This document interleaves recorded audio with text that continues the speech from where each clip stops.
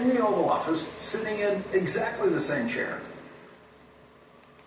Well, Donald Trump was humiliated once again today in the Oval Office, sitting in exactly the...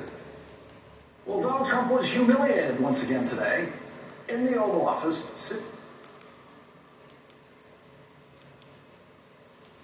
Well, Donald Trump was humiliated once again today in the Oval Office, sitting in exactly the same chair, where he was humiliated in exactly the same way in this same week on Monday. Donald Trump made history on Monday by being the first president of the United States to lie publicly about America's oldest ally, France, with the president of France sitting right beside him. That created the historic humiliation touch seen around the world. President Emmanuel Macron of France actually reached across to put his hand on Donald Trump to stop Donald Trump from lying about France. Donald Trump said that Europe contributed less aid to Ukraine than the United States did. That's a lie. Europe has contributed more than the United States has. Donald Trump once again told the lie that American aid to Ukraine was a donation, but European aid to Ukraine was a loan, and Ukraine was required to pay back France and all the other European countries that have aided Ukraine. And that was a lie that President Macron could not abide. And that is when President Macron interrupted Donald Trump, had to interrupt him and stop him from continuing to tell that lie. Because Donald Trump is not now, and never has been, educable, 3 days later, Donald Trump walked into exactly the same humiliation trap in the Oval Office today with the British Prime Minister sitting beside him.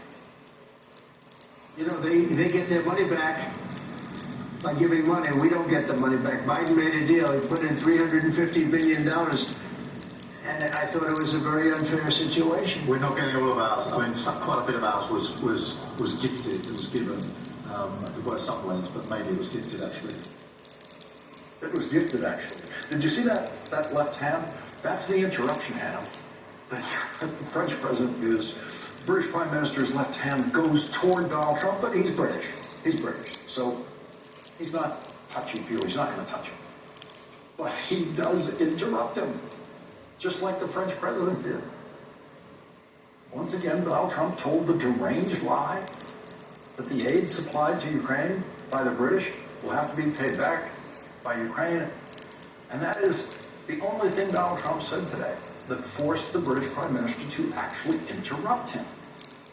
The British Prime Minister did not see it as his role to correct Donald Trump for lying about the amount of American aid supplied to Ukraine. Donald Trump more than doubles the real number when he accuses Joe Biden of providing $350 billion in aid to Ukraine, when in fact it was $119 billion.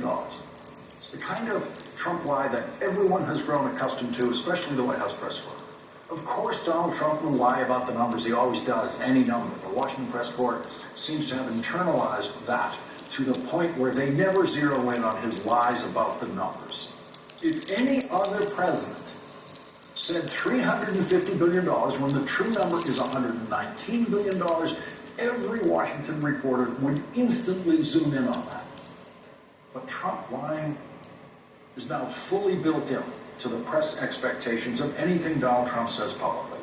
Imagine a reporter asking, "Why are you lying about it, sir? Why do you keep lying about it, sir?"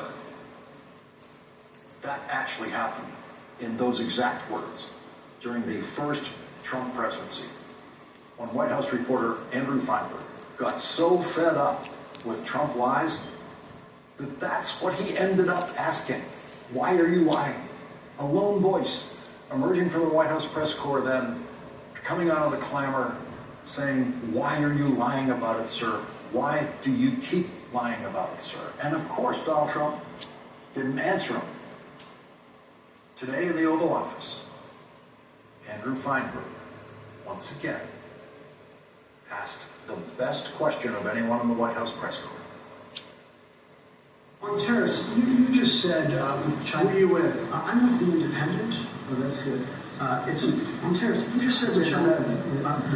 You charge them. You charge them as in you charge China, but the tariffs are paid eventually by American importers and consumers.